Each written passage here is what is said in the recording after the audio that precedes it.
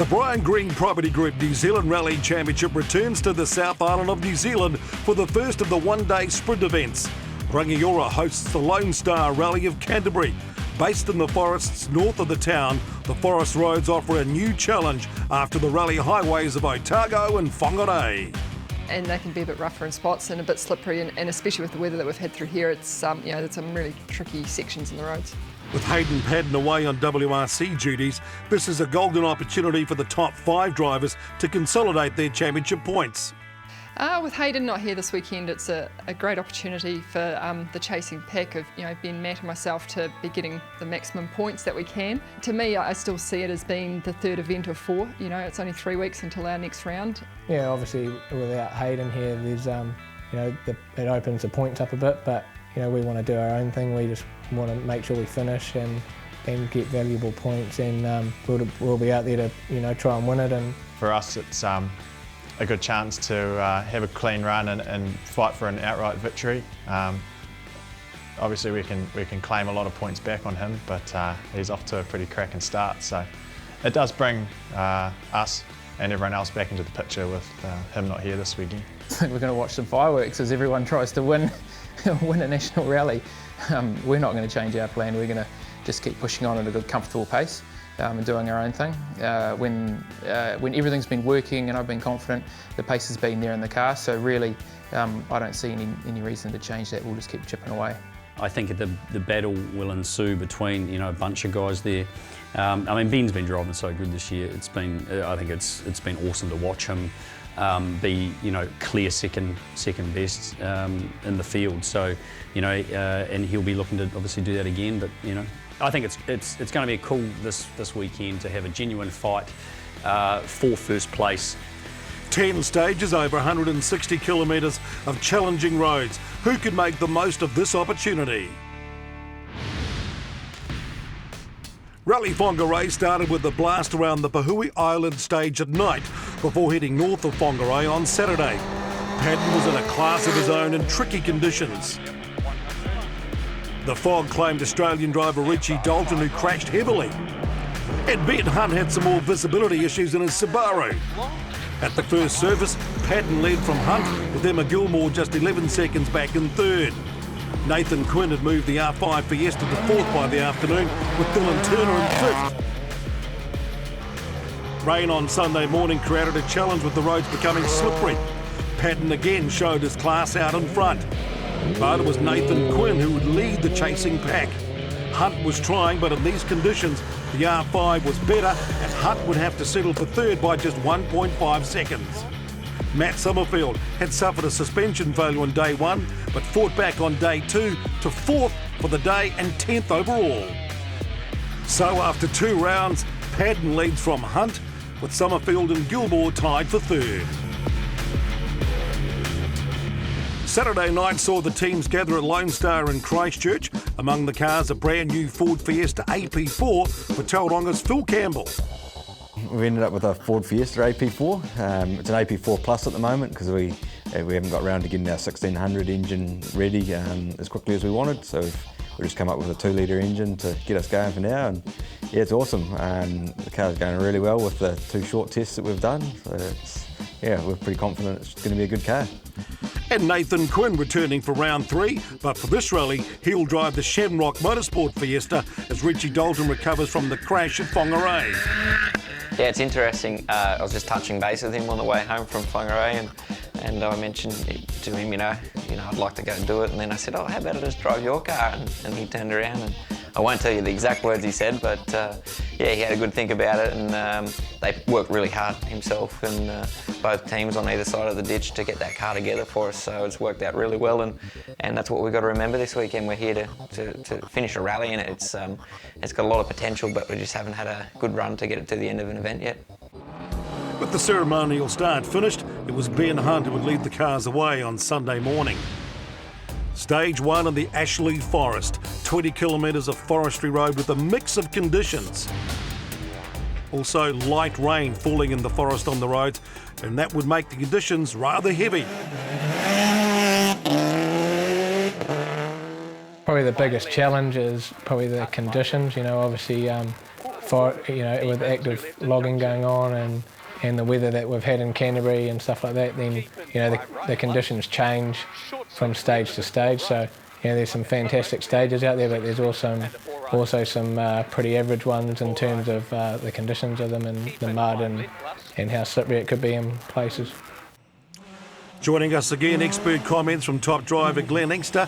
Inky, looks like a bit of hard work and fun on the mud. Yeah, it certainly looks slippery. I'm expecting Ben to do a good job this rally. He really needs to get maximum points and try and get some of that gap back to Hayden.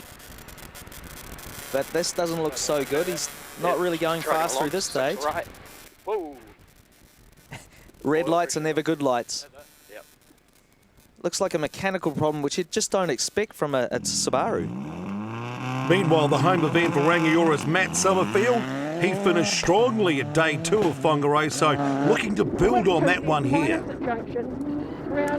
And it's been a big change for this crew this year, moving to the Mitsubishi. They certainly were used to the Subaru, and they just don't look completely confident yet. But still, they're doing a great job not firing the car off and getting stage miles, getting the confidence back. And we can see Ben Hunt's car there. Certainly doesn't look electrical fault, that one. Meanwhile, Emma Gilmore won this rally back in 2016. Her form has been strong so far this season as well. Can she repeat it? Wow, it's great coming back to a rally that she's already had success. But it certainly seems like a bit of a battle in there. Summerfield's time 15:30 for Emma, 15:46. For Nathan Quinn, the challenge was getting his car with no testing. Add that to his total lack of experience on these roads. The lines you can take, like, you can cut here so much. So I may get a puncture from cutting too much, but we saw last event that the Dunlop tyre worked quite well. So I'm not too worried about punches. I'm not too worried about the roughness of it. What I am a little bit concerned about is one pass on slippery roads I've never driven. And so that's probably my biggest concern at this stage. And so what he meant by one pass there is you only get to go over the roads just the one time to write your notes, no checking pass. Into late 6 left, 30. And look how slippery it is. Josh Marsden, the second of the Canterbury-based drivers in the top 10. Now, his family's heavily involved in organising this event, so a good result here would be reward for all of that hard work. He's certainly using all the road. They've worked hard on these cars and they're getting them going really well. And doesn't it look a treat with that new Speed Hub rear wing on the back there? It looks way cooler. I reckon that's got to be worth a second a K. And after that spin, Nathan Quinn got going again, but he's lost a minute. Marsden has caught him at the end of the stage. Coming down towards the finish, and Marsden's time's going to be 14:21.6 to take the lead. Phil Campbell looking forward to the stage. His new car finally ready. Probably the biggest challenge for me this weekend is the amount of time it's been since I've driven a rally car. It's going to be pretty challenging with how wet it is out there.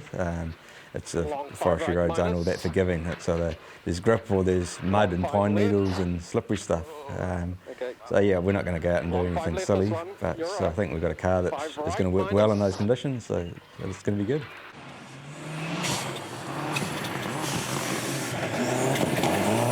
And joining Phil this rally is Mal Peden. He's just had a whole rally with Hayden Paddon, and that must have helped a lot. And I'm sure there's tips, lots of information going Phil's way on the recce. This will make him better. Very slippy down, gear 5 left plus. Very slippy seems to be used a lot in this rally. Campbell second fastest so far, but 41 seconds slower than Marsden. Greg Murphy returns to the championship after his supercar commentary duties. And I love the rag there, ready for demisting if needed. Listen, Greg, he went really well in the night time in Canterbury last year, so it's going to be cool to see how he does in this event. In fact, his time is the second quickest behind his teammate, but 30 seconds down. Now, Rana Horan doesn't have much rally experience, but he has loads of experience doing off-road racing, so he's used to these sort of slippy conditions. He actually goes second fastest, 4.3 seconds faster than Murphy. Stage 2, another 20 kilometres through Ashley Forest. This stage features a deep water crossing, which has caused issues in the past. Nat Summerfield now running first on the road with Ben Hunt's demise.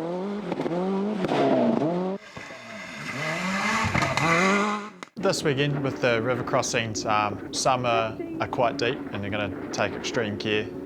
We'll be crawling through them to look after the car, and then there's a few other ones where you can hit quite fast, so just got to have it noted down which one's which and approach appropriately. Summerfield sets the time 14 minutes 36.7. Gilmore hot on his heels, taking it carefully through the water and just 4.6 seconds slower. Despite losing a minute to Marsden, Quinn was still 5th overall after special stage 1. Here on stage 2, he was the fastest so far. And he's quickly getting a handle on this car. He hadn't actually driven the car until he sat in it for the start of the rally. And there's a bit to get used to. It's got the paddle shift. And Brow into 5 left, don't. You know, you're so used to changing gears with a gear stick. Even that'll take a bit of getting used to. 5 right plus, maybe. But disaster on the stage for Josh Marsden, who hit a rock and punctured, losing 2 minutes and dropping to 7th.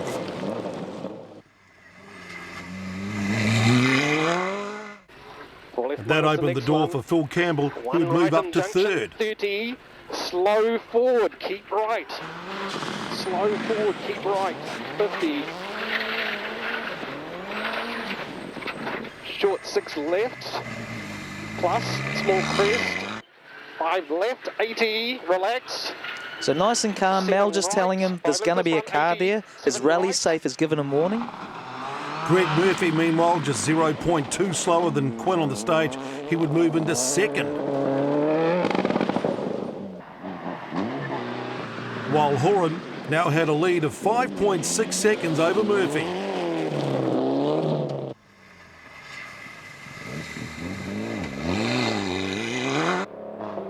Dave Strong in 10th, but the engine of the S2000 had picked up a misfire.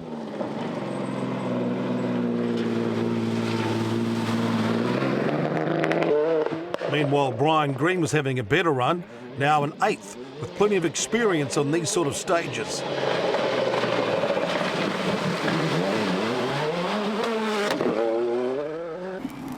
Jack Williamson 9th, just 11 seconds behind Green. And Jack's taken a little while to adapt to four-wheel drive and a lot more power than the Suzuki from last year. And of course, throw in the mud, slippery. You know, it's a big battle just to get used to something, let alone in such tricky conditions. Stick around, coming up, more fun in the mud and a surprise leader on the LoneStar Rally of Canterbury.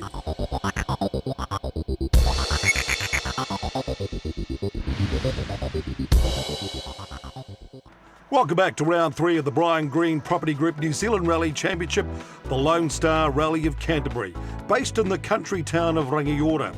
The town has received a financial boost as many Cantabrians moved here after the Christchurch earthquake. The town is on the bank of the Ashley River, with the town of Ashley on the northern river bank. The river winds its way through dairy farms before meeting the Pacific Ocean at Waikuku Beach, a popular spot for catching waves on a mild winter morning. And after a service at Rangiora, the teams head north of Ashley to the Okuku Forest, 2 shorter stages. Now, the land is more exposed and open than the morning stages, but still has plenty of forestry roads and lots of character. I think it's probably your approach is the biggest change you make. Public road stages are a lot wider, the forestry is a bit narrower. Vision's often a lot more, it's a lot more difficult to see around the corners with the trees, but the flow is very nice in the forestry stages. I quite enjoy that. Marsden would actually make up 4 places on this stage, putting up a real good fight. Horan 11.5 seconds slower through the stage than Marsden, but holding on to the lead, in fact stretching it out to 14.1 seconds over Greg Murphy.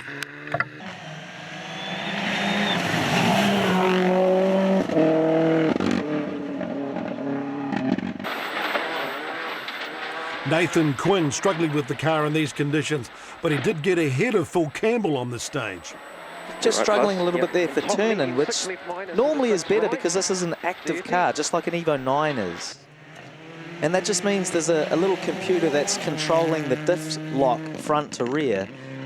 Does normally make them better than that. Phil Campbell, in fact, struck a few problems on this stage with the car starting to overheat.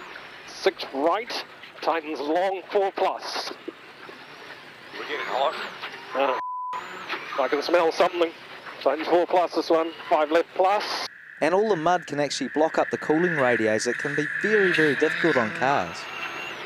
Long 4 right, don't. 60. Long 4 left plus.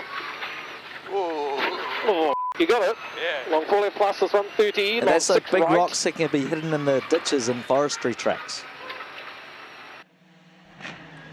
Matt Summerfield, second fastest on the stage, starting to push hard. When you're coming up to a Ford, you're trying your best to judge the speed. Sometimes you've come off a big straight and you're not aware you're going that fast, and then sometimes you've just come out of a really slow corner. So you just kind of got to judge it when you get there, but a lot of the time you do come into the water and you think, oh, that's a bit quick. And Emma Gilmore also pushing hard, finally found some pace. Fourth fastest on the stage, just 7 seconds down on Summerfield. Normally on gravel roads, when they're this wet, they cut up. This road is so hard, it looks like Emma is being second car on the road, just getting rid of some of that top slush, which is making an advantage for the cars behind. Stage 4, a short 10-kilometre sprint before returning to Rangiora for service. It's been snowing up here during the week, but the rain has luckily eased off. And another great run through the stage by Greg Murphy. Let's see him take the rally lead. Of course, yeah, we all know Greg come from a very, very successful circuit racing background. He likes the car to really turn in well, doesn't throw it around as much as others, and it's obviously suiting this type of stage. He's going very well this rally. Rana Horan second now, but the gap to Murphy just 2 seconds. How good's this? We've got one ex-circuit racing guy and one ex-off-roading guy, and they're battling for the lead in the rally. Come on, rally guys, get up there. And now here's the Aussie, Nathan Quinn, also more comfortable in his Fiesta. Of course, miles is going to make a difference here. Top into long 5 left opens. 50. 6 right to top, tightens 5, hold. Quinn finishing the morning in third.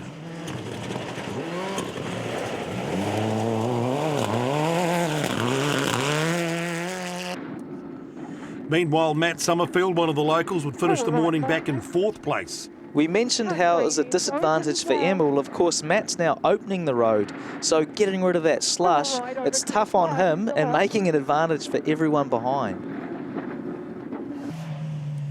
But unfortunately, the engine in Phil Campbell's Fiesta continued to overheat.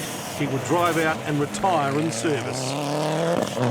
And in this case, they're running it as a 2-litre engine. They've already got the 1600cc one coming together, so hopefully next rally, 1600cc and full AP4 spec. Okay. 5 left plus this one to 5 right plus. Pretty hot on everything. Okay. Just anti-lag off and cruise out if you want. And still a great start in a brand new car, speed-wise. 50. And just look at the information from the dash. Obviously, when you're at full speed, you don't really care about that too much, but lots of information when they need it.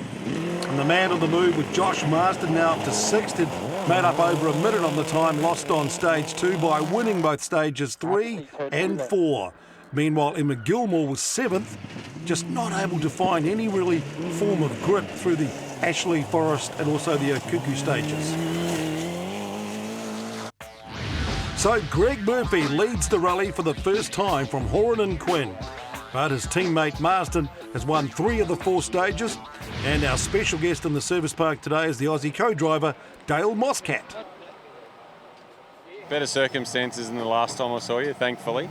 How's your morning gone? Been a mixed morning. We had a good run through 1. We knew it was going to be slippery, so I pushed on pretty hard. 2, unfortunately, had a wee spin at an intersection, and there was a rock on the inside of the corner, and that bent the steering, and We just toddled out after that, fixed it in service, and then had a pretty good run through the last two. So we're just now trying to claw back some time. Yep. Look, I was spectating a couple of Ks into that first stage, and you were 5 seconds up already. So you obviously started with a big push straight from the word go. Yeah. With everything going on, I just decided, you know, we'll just push on this rally. I know it. I know parts of it. It's my home rally. It's just time. So Rana, we were at the midday service here, 4 stages down, and conditions are obviously very tricky out there. You saw from the recce, and it looks like it's very changeable up and down with grip levels. Is that the main concern? Yeah, you got to look out for the mud spots. Some parts are just all mud, some parts are a combination. Some have got heaps of grip, so you can get away when you got grip, but the mud's where you got to be careful. We really struggled in 1 and 2 for a bit of lack of grip.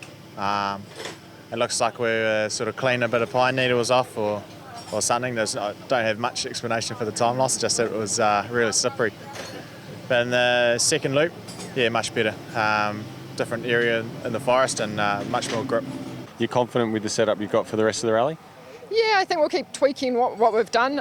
But yeah, to me, it's still a long way to go. It's a difficult event. You know, you've still got to sort of, in that last pair of stages, there was a lot of rocks around, and that's only us on our first pass. So I think, the second pass now, I think, the conditions will be a lot different. So it's going to be a challenge.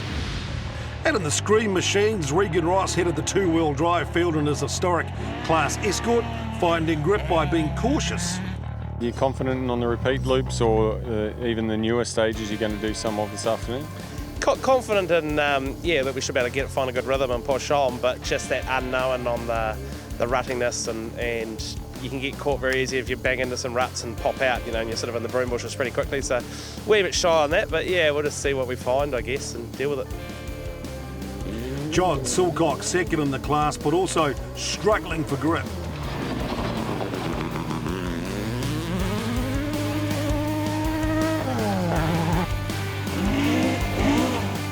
Wayne Pittham's Escort is highly modified and competes in the open 2-wheel drive class. It may look old school on the outside, but this car has modern suspension and a sequential gearbox. 80. Long 4 right minus. Whoa. Unfortunately, it doesn't have 4-wheel drive and he was stuck and sadly out of the event. Oh, we were going along quite nicely really, happy with the pace, picked a good tyre for the conditions, but we just coming through a 5 left here and the front just hooked a bit of soft stuff and just sucked us in and we just bellied. There's no damage to the car, it's just we couldn't get out. Pittham's main competition was also out. Tony Gosling retiring at service with a slipping clutch.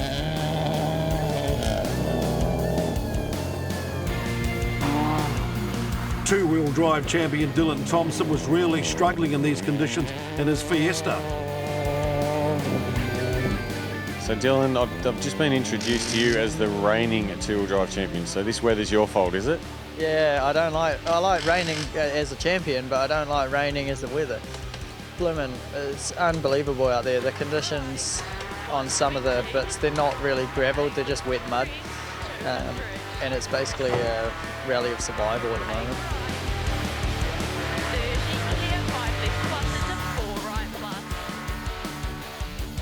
Mike Sheehan second in the newer Fiesta, the car which Dave Holder had run in Whangarei. And with the road starting to get very muddy, the two-wheel drive cars were at a disadvantage. Dave Taylor in the Civic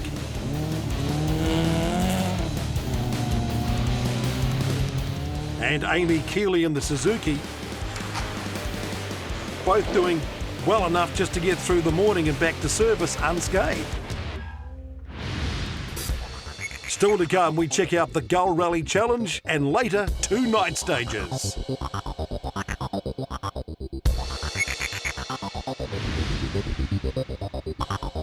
I'm Mike from Emma Gilmore's rally team. The most valuable thing in our service truck would be our tool rolls, except on a bad day when it would be the chili bin full of beer. Hi guys, my name's Aidan from Team Rally Art. The most valuable thing we have in our service truck is the service crew. A great bunch of boys who just really get stuff done and tuck on into it. G'day, my name's James. I'm from Christchurch and with the Mobros rally team. The most valuable part of the entire operation probably is the old sledgehammer, Murphy's Law. If you have it, you don't need it, and if you don't need it, if you don't have it, then you do need it. This thing. is wallet? Probably tooling. Tools are probably everything. If you don't have tools, you can't do anything. Battery rattle guns make life a lot easier. So battery rattle gun's probably the best thing out. It's me. You've got it. I am the best thing in that truck, and I always will be. Stage 5, a combination of a new start and a second half of Stage 1. Rana Horan and Greg Murphy swapping positions on the stage. Horan would take a 6.2 second lead as Murphy struggled to stay on the road. He's just struggled for a little bit of turn in there. 20, crest into 4 right that opens, 30, 5 right minus.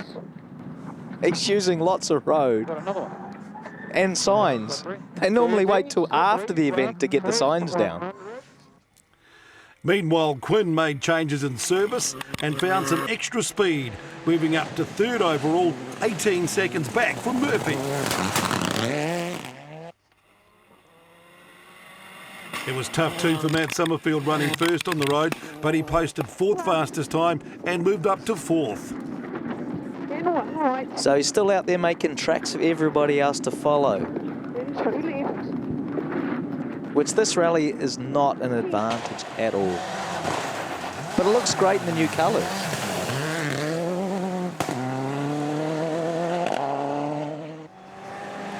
Another guy looking great, Josh Marsden, really was the man on the move again, fastest through the stage. Now back into the top 5, just 10 seconds behind Summerfield. What a comeback. Oh, nice work. Long 6 left. And he's looked fast every shot we've seen of him. Titans 5. Okay, this is over crest. 5 left. Caution slippy. 5 right plus. 20. They're just getting their rhythm back after that moment. Just takes a little while to find your place in the notes. Emma Gilmore also made changes in service, but she was finding it hard to stay with the pace of the leaders. And that's certainly a surprise based on form this year and form at this rally. I guess we're expecting a little bit more, just something not working or not clicking between Emma and the car. 6 left, 30. Right. Fast 5 left through gate. Dave Strong had retired, so the sponsor, Brian Green, now up to 7th and looking good, Inky. It certainly does. This car is very, very cool. Nice piece of kit. And, you know, you have to give everything to Brian Green. His commitment to the sport and just the sheer enthusiasm that they both have for rallying. It's just really cool to see in what would normally be some conditions where you might just decide to stay in bed. Stage 6, a repeat of Stage 2, 20 kilometres. Now, despite the repeat stage, the road was actually holding up quite well. Rana Horan able to consolidate his lead as Greg Murphy slipped back. Listen, he really has been the find of the year. He's got a handle on this very quickly and doing really well in slippery conditions. Also doing well, the flying Aussie Nathan Quinn, who moved up to 2nd place here, trailing Horan by 22.7 seconds. He's obviously starting to get used to the car and probably liking the fact that the trees are just a little bit further back in New Zealand than they are in Australia. Josh Marsden also continued to push. It's really like I judge my speed just through my pace notes on Recce and just put a variety of notes in there depending on how deep I think the forward is, and then it just comes down to gut really. You can't put a number on it, you just have to think you're doing the right thing on the day. Oh, that was a bone cruncher. 20. Long 5 right. He won the stage though and moved up to 3rd place. He'd turned a 2-minute deficit on Stage 2 to a podium position, 39 seconds behind the leader.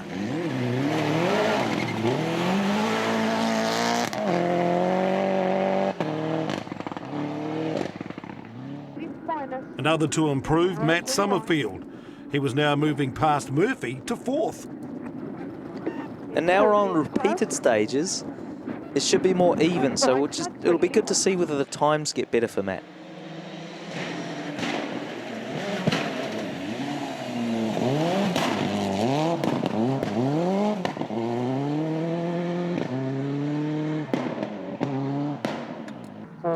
While Josh Marsden was absolutely flying, Greg Murphy was a minute slower than his teammate. 6 left, tightens to 5 left, slippery. I love that comment with Greg Murphy, they're all slippery. It doesn't look like it's working for him quite as well as it was in the morning. Maybe that's road conditions with the whole field going through and it getting a bit more cut up, more ruts. You know, obviously a bit different to Mount Panorama.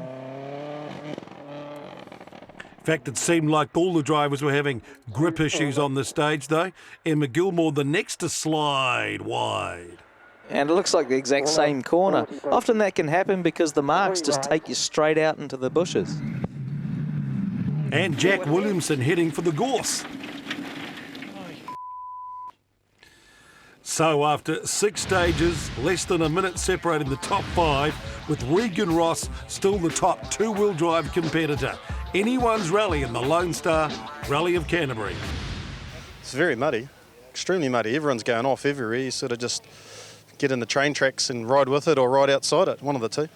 No, I think the good thing about it is if I don't put any pressure on myself because I'm new to it, it shouldn't cause me an issue, hopefully. Conditions are really, really treacherous out there, but I mean, the same for everyone, so we'll just keep pushing forwards. There's places where you think you're braking too early and you'll come whistling through junctions, and there are other places where you're the opposite is happening. So it's just about trying to get the best rhythm you can and just push on as much as you're comfortable. Oh, I can probably win it, but I can also probably lose it a lot easier than win it. But yeah, we're driving well within our means, and we're just learning heaps, and we keep softening it all day and just picking up some basic stuff. Been very fortunate to drive the cars I've driven and to know the differences and what to look for.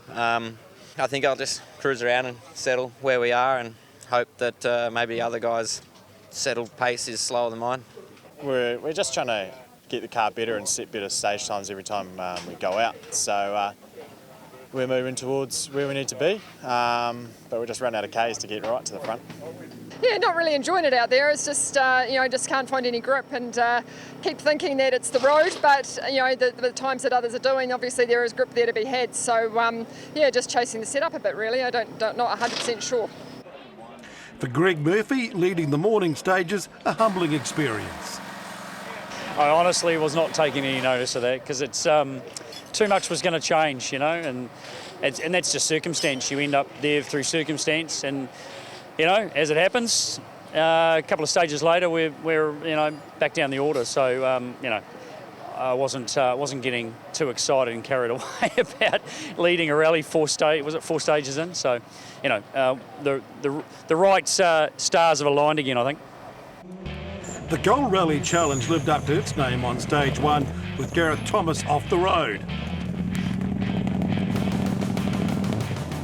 Jeff Argyle was showing his experience in the forests, leading the challenge through all the morning stages. Marcus Van Cleet led the two-wheel drives after Dean Bewis broke an axle in his V-dub on stage 1. Van Cleet was second in the challenge behind Argyle. But on stage 6, the Mazda broke its gearbox.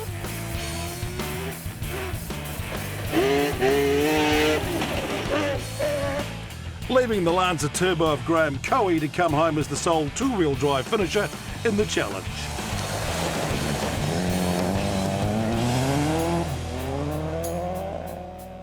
In the Group A challenge, it was a similar story. The Mo Bros, Matt and Carl Adams, were confident at the rally start. G'day, welcome to Rally Canterbury. Gonna be a good one, eh, Murph? Mate, look at this. His pace hasn't really been the best. But now it will be. We've chucked this in, now it will be, yeah. Did you just put Matt? Oh, far out. Don't touch it. I'm going to make it worse. I will make it worse. Truly cosmetic, isn't it? It's not functional at all. Here's the deposit. But a misfire made life difficult for the Mo Bros on the stages. However, their competition was also finding the stages a challenge.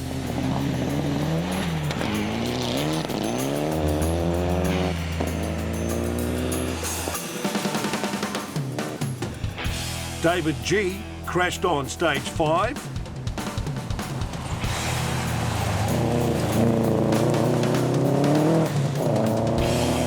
And then Ben Brown retired on the same stage with broken steering. That left the Adams to take home the class win and steal the gold fuel prize at the same time.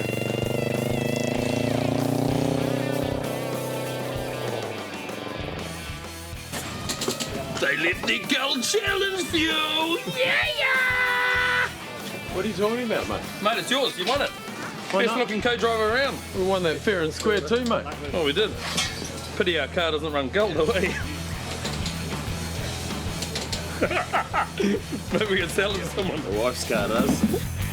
Jeff Argyle continued to lead the overall challenge through the afternoon stages, finally finishing 5th overall to take out the GRC, the Gold Rally Challenge. Well, you know, more than any, that getting to the finish is the main part of it in a rally like this. Yeah, that's what we had to decide halfway through the day, just try and see if we could win the class and maybe the next rally podium. Clint Cunningham survived to take 2nd. Richard Bateman lucky to finish 3rd after hitting a tree in the night stage. And all the way from New Caledonia, Eugene Crenay, 4th.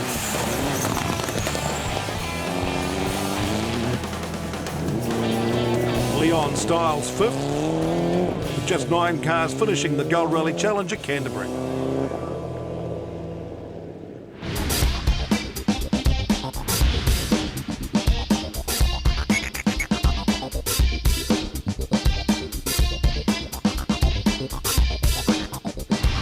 Stick around, coming up, the roads take their toll, and who in the top 4 can take a maiden NZRC win?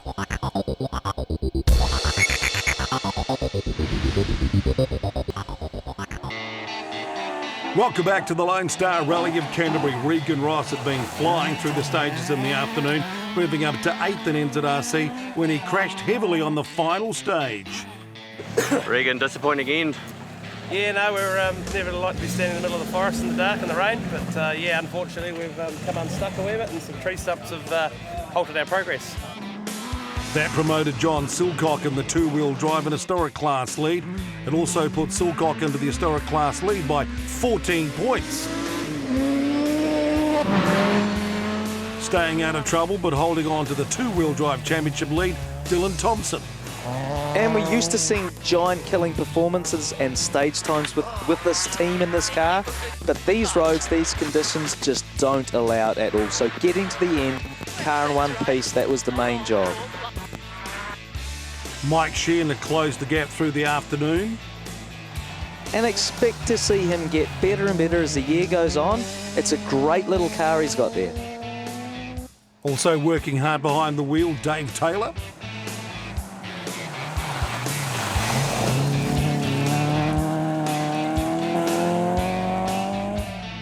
Followed by the teenager, Amy Keeley. And a very famous rally family, this one. But this Amy's first season in the NZRC, first time at night, first time in the forestry. She's doing a great job. Stage 7, a repeat of Stage 3. The rain has stopped. Unfortunately for Emma Gilmore, this stage saw the start of major issues with her car. One-day events are really difficult if it's, you know, if you have a flat tyre or something like that, you know, in many ways your event can be over. But in saying that, you know, the Christchurch Rally is always a rally, quite high rally of attrition. So getting to the finish, you know, it's still a case of seeing that bigger picture, you know, getting to the finish, getting the points. It's got no front-wheel drive. What's that? It's got no front-wheel drive. Yeah, it's not what you want in these conditions, just rear-wheel drive only and well north of 300 horsepower. Be a handful. But for Nathan Quinn, Stage 7 was hammer time and finally got the car sorted and his confidence was soaring high. Peak here, 70 drops 36 left at markers.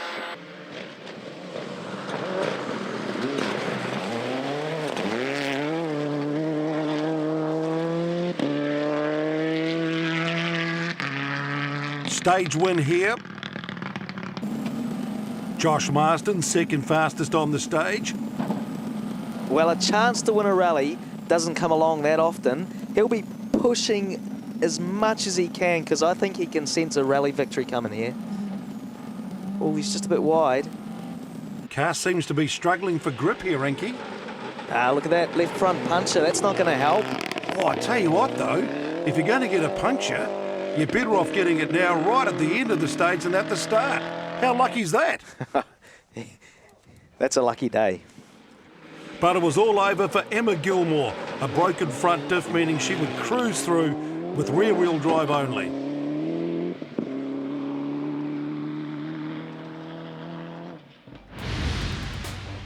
Stage 8, a repeat of Stage 4, just 10.3 kilometres. That's the highest point in the stages, and the mist was starting to roll in as the light started to fade, so, well, more challenging conditions. Matt Summerfield running first on the road. He picked up a slow puncture early on, but was able to keep on going through a short stage, losing around about 20 seconds. Emma Gilmore crawling through the stage trying to get to the service, but she moves aside for Nathan Quinn, who probably takes out NZRC photographer Jeff BRITA's camera on the corner. That was a hell of a moment. Quinn would take the stage win. Josh Marsden having to settle for second on the stage. Now this stage must suit Greg Murphy. He was fourth fastest and moved past Matt Summerfield to be fourth overall.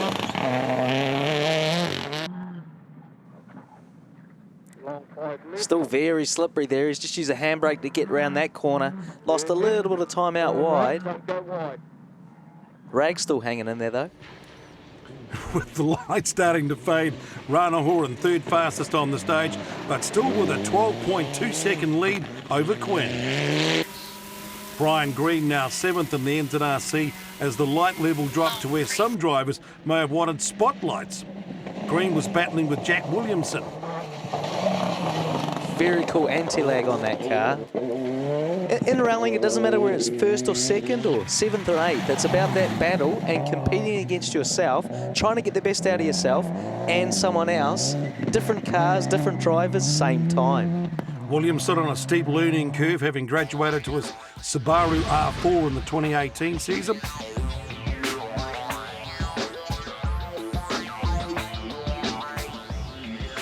Time now for the teams to fit their Hella night driving lights for the final two stages. First time in the dark in the Mirage. We've gone for a light setup that we haven't rallied on before. We'd run the Impreza ones for a few years, so we knew what we had. So it's going to be a bit of guesswork. We have set up the lights the best we can, but until you're out competing and going at speed through the forest, it's hard to tell if you've got it quite right or not. Stage 9 starts on Stage 5, but it's all fresh roads for the second half of the stage.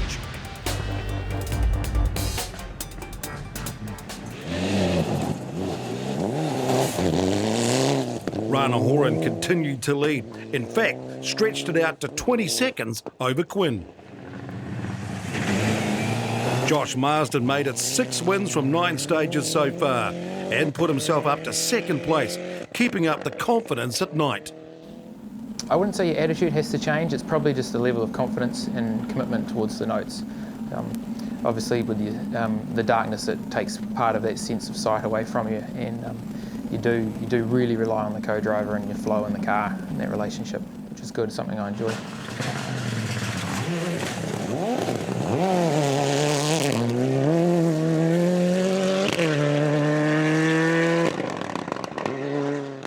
My view with night driving is there's a lot less to hit at night. People ask me why. I said because you can't see as much. Up, medium, 5 right opens or mud. And that spin the moment that dropped Quinn to third, 3.5 seconds behind Marsden. Greg Murphy consolidated fourth and enjoying the experience. It's a special part of rallying. It's something we don't see a lot of anymore. And I remember being out on rally stages, you know, many years ago in the night, and just, you know, mesmerised by the cars, especially when you couldn't see them for a bit, and then you saw lights, and then you just, you know, they turned up. Right. 35 right minus, look. Summerfield lucky to hold on to fifth here. A turbo pipe split robbing him of power through the latter part of the stage.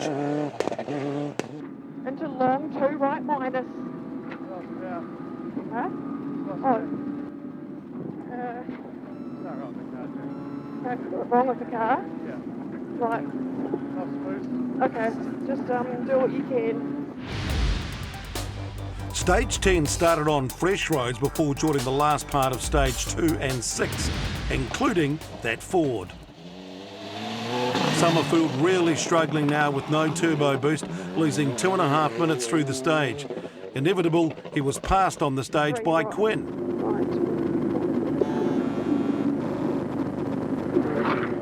QUINN was third to Marston by 3.5 seconds going into the stage, so second place still a possibility. 6 right entry, medium 5 left through clearing. Don't cut. And the stage time, 12 minutes, 38.2. Nathan, welcome to the finish of the Rally of Canterbury. Quite a dramatic day all around. Yeah, that stuff was pretty epic. Extremely slippery. I think I buggered it all up with a spin in the first night stage just to add to my spin this morning, so if I hadn't have spun around so much, I would have been right. Perhaps it comes from all my dance moves at all the after parties, all the spinning around.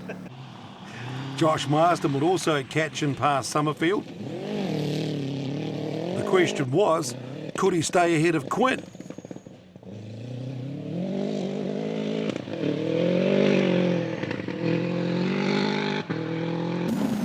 He would need a stage time of 12 minutes, 41.8 to be safe.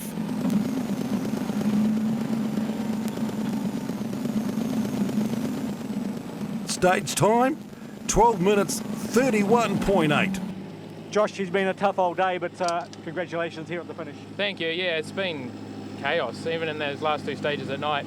It's something different driving at night in the mud. So, no, it's good. It's good. It's been an up and down day. You know, like we had led the rally for the first time, had some stage wins, had some not so good driving efforts, and pretty happy all in all. You had a puncture in stage 2, that pretty much put you on the back foot? It did, yeah. We spun and had a puncture and bent an arm in 2, and then also in 7 I hit a rock and had a puncture, and then in 8 I also bent a steering arm too, so it's been quite the day. Good on you, Josh, well done. Thank you.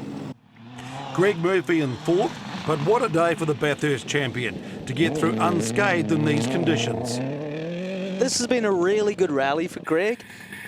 This time last year in the nighttime stages, it was the first time he showed glimpses that he can match it with the top drivers in this country. And after a performance like this, it's going to be really interesting to see how he pushes on for the rest of the season and moving into next year. Greg, well done. You've got to the end of Canterbury Rally. It's been a good old day. Yeah, thank goodness for that. Those 2 were pretty hard work. Just so hard to read the road, and anyway, we're finished. That's first rally for the year, so that's something to actually be pretty happy about. Thanks to old Marky here too for doing so much work in the last month or so, getting this car ready for this rally, and we've managed to get to the finish. But this can be a really cruel sport. Just when it seemed that Rana Horan would score his first victory, a couple of spins in that stage dropped him from 1st to 3rd.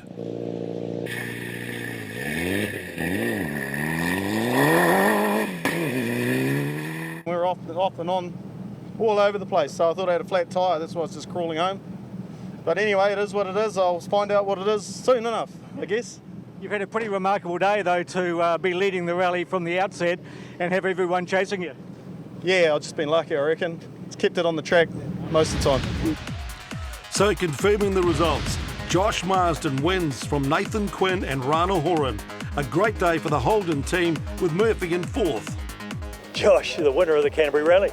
Yeah, I can't really believe it, to be honest. We had such an up and down day, and just going into the night, we thought we'll just keep pushing and see where we get to, and had 2 really good runs in the night. Tricky conditions, but yeah, absolutely stoked. I think we should also remember that as a team, you've had a fantastic day. I mean, Greg led the rally early on, then you took over. I mean, you've been there and pushing so hard for so long. Absolutely, and I've got to thank the team a lot. You know, the guys have just done such a great job, you know, preparing such an awesome car. Dougie did a great job on the notes, so truly very lucky. So in the overall points now, Hayden Paddon still leads, but Josh Marsden has put himself back into contention in third.